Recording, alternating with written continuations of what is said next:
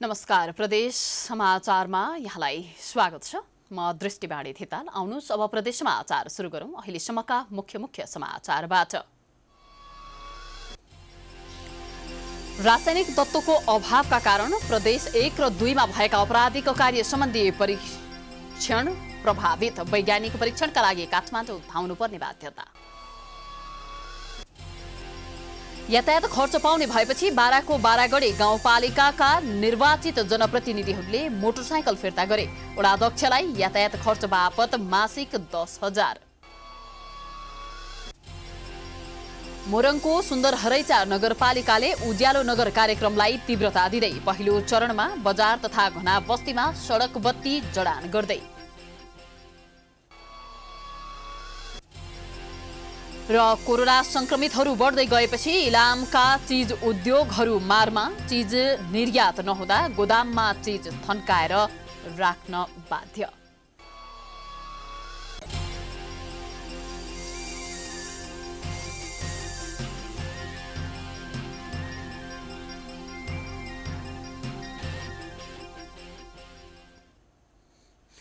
आजको प्रदेश समाचार सुरु गरौं। प्रदेश 1 को क्षेत्रीय विधि विज्ञान प्रयोगशालामा आवश्यक जनशक्ति र सामग्रीको अभावमा परीक्षण प्रभावित बनेको सम्बन्धित समाचारबाट। प्रदेश 1 मा बनेको पूर्व क्षेत्रीय विधि विज्ञान प्रयोगशाला आवश्यक जनशक्ति र सामग्रीको अभावमा परीक्षण प्रभावित बनेको छ।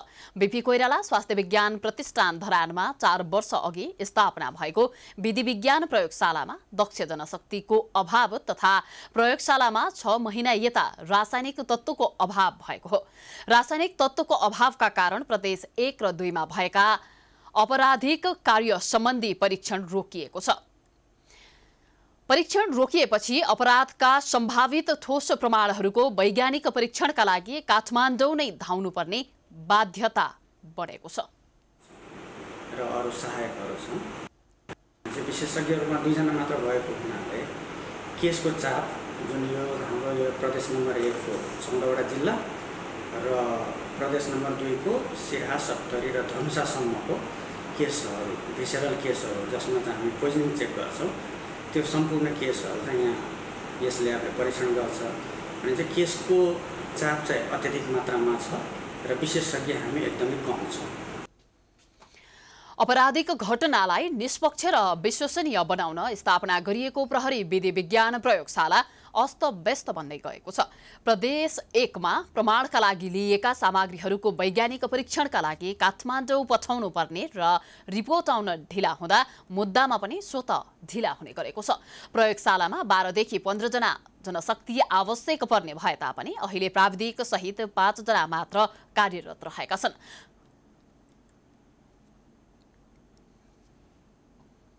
अबको पालोमा प्रदेश 2 को बारामा बारागढी गाउँपालिकाका निर्वाचित जनप्रतिनिधिहरूले यातायात सुविधाका लागि गाउँपालिकाबाट लिएको मोटरसाइकल फिर्ता गरेको सम्बन्धी प्रसङ्गको मासिक यातायात खर्च पाउने भएपछि बाराको बारागढी गाउँपालिकाका निर्वाचित जनप्रतिनिधिहरूले यातायात सुविधाका लागि गाउँपालिकाबाट लिएको मोटरसाइकल फिर्ता गरेका छन्। बारागढी गाउँपालिकाका वडाध्यक्षहरूले यातायात बापत मासिक 10,000 पाउने भएपछि करिब 2 वर्षदेखि प्रयोग गर्दै आएको मोटरसाइकल फिर्ता गरेका हुन्।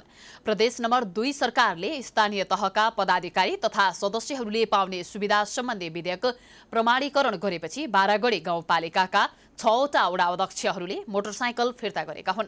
प्रदेश सभाबाट पारित विधेयक प्रमाणीकरणमा बाराका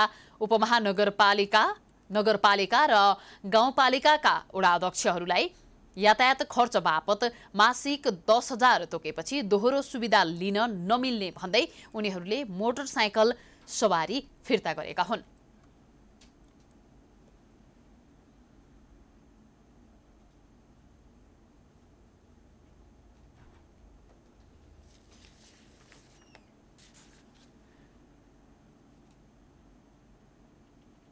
प्रत्येक वार्ड अध्यक्ष जी सब मोटरसाइकिल गाउँपालिका में बुझा देली।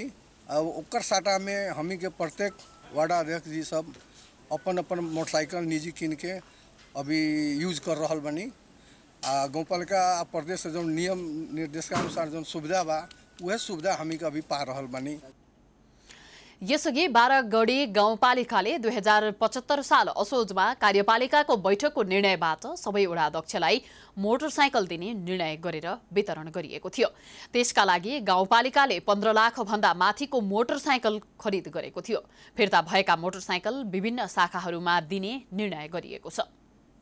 पारित स्थानीय तहका प्रमुख उपप्रमुख तथा सदस्यहरूको सेवा सुविधा सम्बन्धी मापदण्ड बमोजिम स्थानीय तहका जनप्रतिनिधिहरूको लागि मासिक रूपमा यातायात खर्चको व्यवस्था भएसँगै यस बारागढी गाउँपालिकाका जनप्रतिनिधिहरूले आफूले प्रयोग गर्दै गरेका मोटरसाइकलहरू कार्यालयमा फिर्ता गरेका छन्।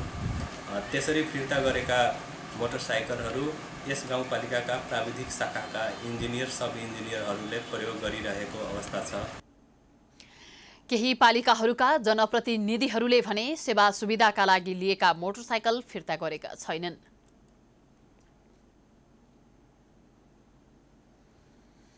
प्रदेश समाचारमा पालो भएको छ विश्रामको।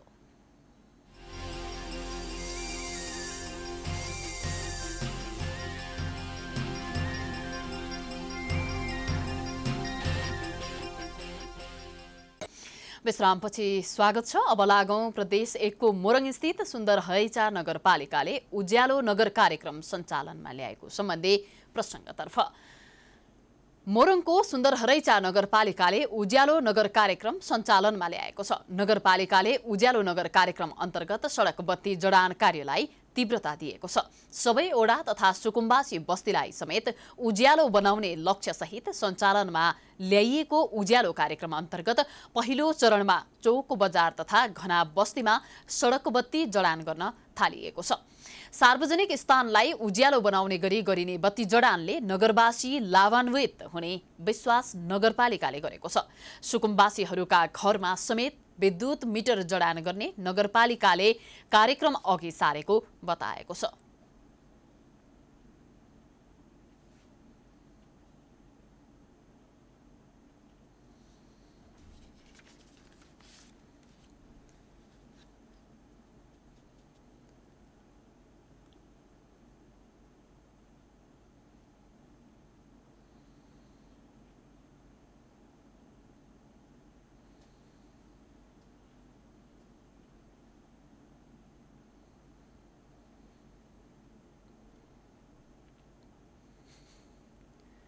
सुन्दर हरैचामा अति विपन्न परिवारहरू सुकुम्बासी परिवारहरू जो चाहिँ विद्युतको पहुँचबाट बाहिर हुनुहुन्छ, यदि उहाँहरू चाहिँ घरमा मिटर जडान गर्न चाहनुहुन्छ, बिजुली बाल्न चाहनुहुन्छ, उहाँहरूलाई चाहिँ आर्थिक कारणले समस्या छ भने उहाँहरूले वार्डको सिफारिस लिएर आउनु, नगरपालिकाबाट विद्युत प्राधिकरणसँग आवश्यक समन्वय गरेर उहाँहरूलाई निःशुल्क चाहिँ हामी विद्युत मिटर जडान गर्ने गरेको पनि कार्यक्रम हामीले ल्याउन लागिरहेका छौँ। नगर क्षेत्रलाई उज्यालो बनाउने अभियान अन्तर्गत नगरपालिकाले वडा 1 र 12बाट अभियान सुरु गरेको छ। नगरपालिकाले उज्यालो नगर प्रमुख कार्यक्रम ल्याएर नगर क्षेत्रमा बत्ती जडान गर्न थालेपछि चोरी डकैती जस्ता विकृतिहरू अन्त्य हुने नगरवासीले विश्वास लिएका छन्। यहाँ चाहिँ चोरी डकैती जस्ता विकृति विसङ्गतिका कुराहरू अगाडि बढे र हामीले यो के त भन्दाखेरि यो उज्यालो हुने हो भने यहाँका चाहिँ राति चोरी लाग्ने कुराहरू पनि त्यस्ता विकृतिहरू पनि समाधान हुने थियो भन्ने हामीले सोच बनायौँ र तत्काल मेयर साहबसँग हामीले यो विषयमा गफ गऱ्यौँ र वडा अध्यक्षज्यूसँग पनि गफ गऱ्यौँ। त्यस पछाडि उहाँहरूले चाहिँ ल त यो एउटा योजना ल्याउँ भन्ने कुरा कार्यक्रम अगाडि बढाइसके पछाडि यसले धेरै नै चोरी लगायतका राति मान्छेहरू विकृति विसङ्गति जाँड रक्सी लगायतका वस्तुहरू खाएर हिँड्ने कार्यक्रममा चाहिँ स्टप रोकिनेछ। पूर्व पश्चिम राजमार्गसँग जोडिएको तथा पश्चिममा इटरीसँग सीमा जोडिएको सुन्दर हरैचा नगरपालिकाले पूर्वाधार विकासका साथै मानवीय विकासका विभिन्न कार्यक्रमहरू सञ्चालनमा ल्याएको जनाएको छ।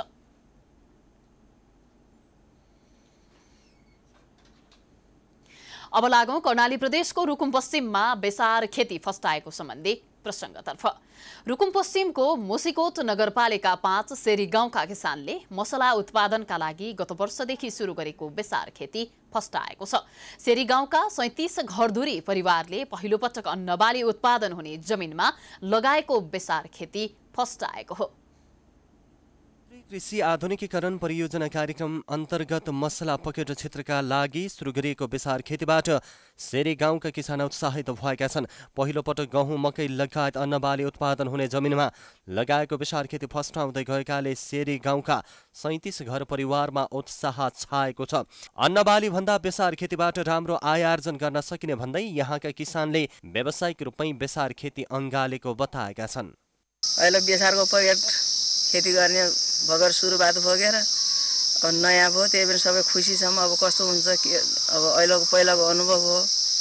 अब अर्को साल अलि मिहिनेत गरौँला। अब अहिलेलाई अब यत्तिकै जो जस्तो भयो भने यसैमा हामी सबै सन्तोषै छौँ।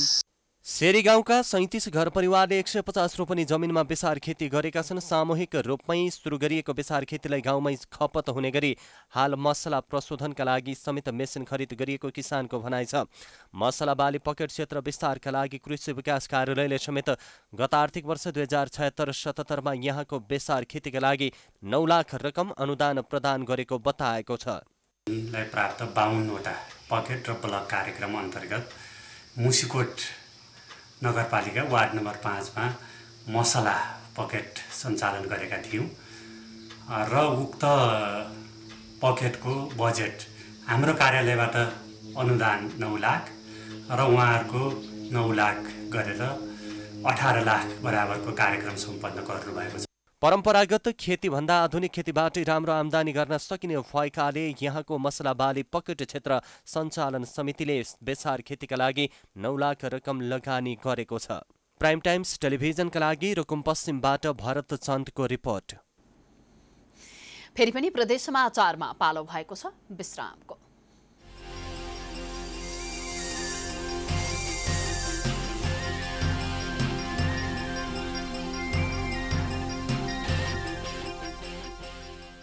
विश्रामपछि प्रदेश समाचारमा स्वागत छ। अबको पालोमा प्रदेश 1 को इलाममा उत्पादित चीज बिक्री नहुँदा उद्योगी मारमा परेको सम्बन्धी प्रसङ्गको। कोरोना संक्रमणका कारण इलामका चीज उद्योगहरू मारमा परेका छन्। विदेशी पर्यटकहरूको मुख्य रोजाइमा पर्ने चीज निर्यात नहुँदा व्यवसायीहरू गोदाममा चीज थन्काएर राख्न बाध्य भएका छन्। नेपालका मुख्य बजारहरूमा कोरोना भाइरस संक्रमण बढ्दै गएपछि इलाममा चीज उद्योगले लाखौं रुपैयाँको क्षति बेहोरेको छ। पर्यटनको सिजन सुरु भएपछि संक्रमणका कारण चीज बिक्रीमा समस्या भएको हो। प्रोटिन तत्त्व पाइने चीज विदेशी पर्यटकहरूले रुचाउने गर्दछन्। मुख्य शहरमा संक्रमण बढ्दै जानु र पर्यटकको आगमन शून्य भएपछि गोदाममा स्टोर गर्नुको विकल्प नभएको चीज उद्योगीको गुनासो छ। अब विदेशीहरू नभएपछि, नेपालमा नभएपछि, रेस्टुरेन्टहरू बन्द भएपछि हामीलाई चाहिँ अहिलेको अवस्थामा धेरै असर नै छ। तर पनि अब हामीले चाहिँ किसानहरूको मार्ग नहोस् भनेर नै दुध दिएर चिज बनाइरहेको थियो। अब के बिग्छ कि भन्ने हिसाबले नै र अहिलेको अवस्थामा चाहिँ मसँग लगभग 40 कि 50 लाखको चिज छ, स्टक बसिरहेको छ होइन। अब यो भोलि बेच्न सक्ने हो कि नसक्ने हो थाहा पनि छैन। इलाममा वार्षिक 20 करोड रुपैयाँ भन्दा बढीको चीज उत्पादन हुने गरेको छ। व्यावसायिक रूपमा दूध उत्पादन गर्दै आएका इलामका कृषक र दुग्धजन्य सामग्रीको उत्पादन गर्ने उद्योग प्रत्यक्ष समस्यामा परेका छन्। निजी स्तरबाट सञ्चालित डेरी, चीज छुर्पी लगायत उद्योग बन्द भएका छन्। जिल्लामा 1 दर्जन भन्दा बढी सरकारी र निजी चीज उद्योग सञ्चालनमा रहेका छन्।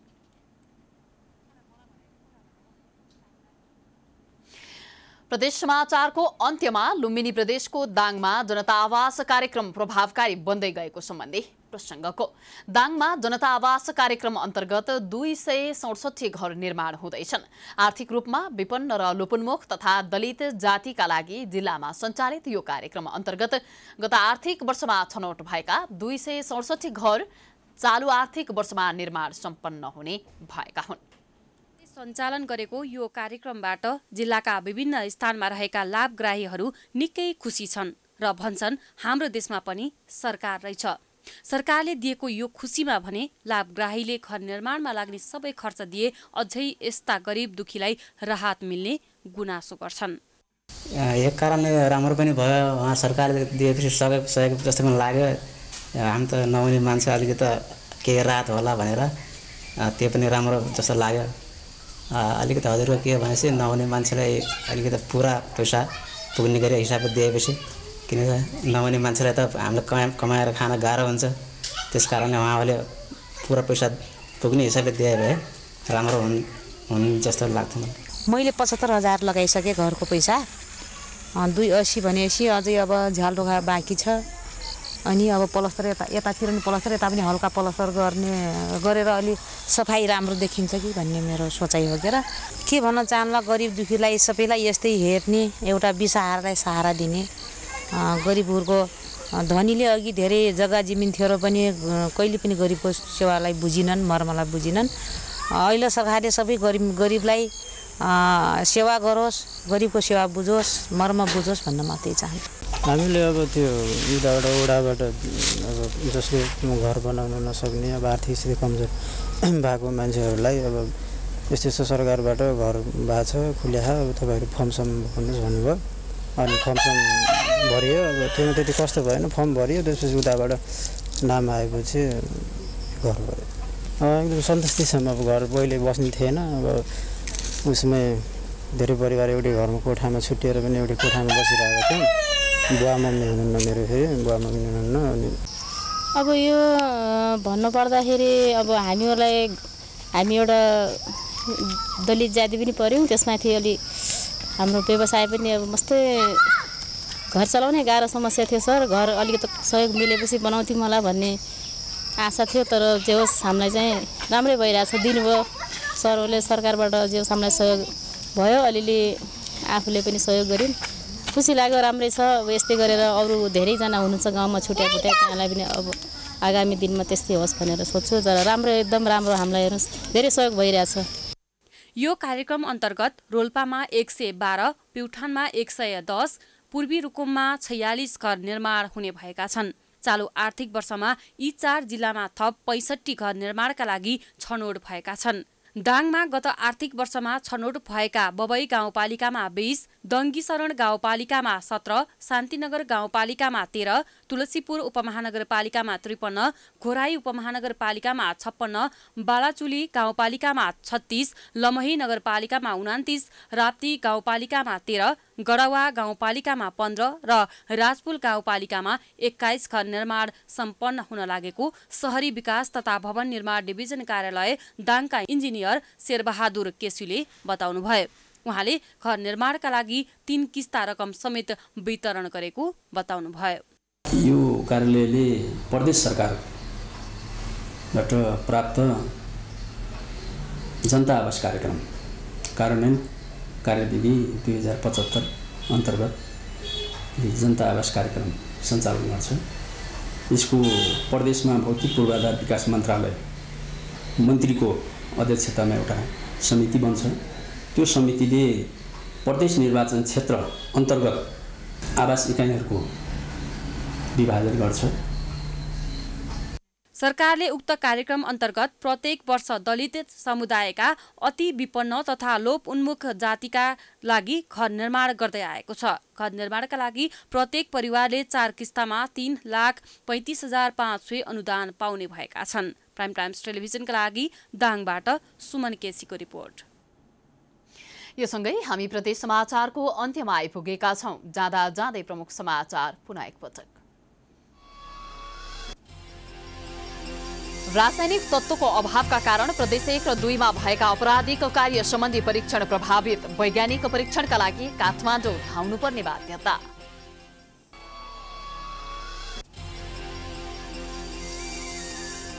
यातायात खर्च पाउने भएपछि बाराको बारागढी गाउँपालिकाका निर्वाचित जनप्रतिनिधिहरूले मोटरसाइकल फिर्ता गरे। वडा अध्यक्षलाई यातायात खर्च बापत मासिक 10,000। मोरङको सुन्दरहरैचा नगरपालिकाले उज्यालो नगर कार्यक्रमलाई तीव्रता दिँदै पहिलो चरणमा बजार तथा घना बस्तीमा सडक बत्ती जडान गर्ने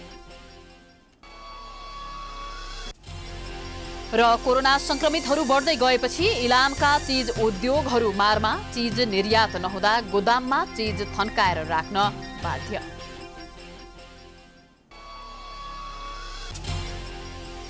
प्रदेश समाचार अहिलेलाई सकियो। प्राइम टाइम्स टेलिभिजन हेर्दै गर्नुहोला। नमस्कार।